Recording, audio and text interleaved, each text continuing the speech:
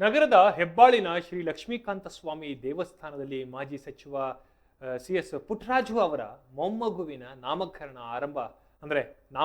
ಸಮಾರಂಭ ಇಂದು ಸಡಗರ ಸಂಭ್ರಮದಿಂದ ನಡೆದಿದೆ.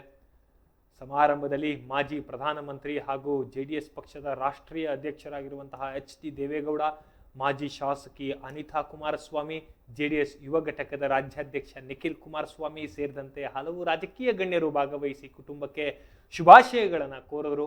ಇದೇ ವೇಳೆ ಹಾಲಿ ಹಾಗೂ ಮಾಜಿ ಶಾಸಕರು, ಜೆಡಿಎಸ್ ಪಕ್ಷದ ವಿವಿಧ ಮುಖಂಡರುಗಳು ಮತ್ತು ಕಾರ್ಯಕರ್ತರು ಸಮಾರಂಭದಲ್ಲಿ ಉಪಸ್ಥಿತರಿದ್ದರು. ನಾಮಕರಣ ಕಾರ್ಯಕ್ರಮಕ್ಕೆ ಸಾಕ್ಷಿಯಾದರು. ಕುಟುಂಬದ ಸದಸ್ಯರು, ಬಂಧು ಬಳಗ ಹಾಗೂ ಗಣ್ಯರ ಸಮ್ಮುಖದಲ್ಲಿ ಮಗುವಿಗೆ ನಾಮಕರಣ ನೆರವೇರಿದ್ದು ಕಾರ್ಯಕ್ರಮವು ಸಂಭ್ರಮದ ವಾತಾವರಣದಲ್ಲಿ ನಡೆಯಿತು.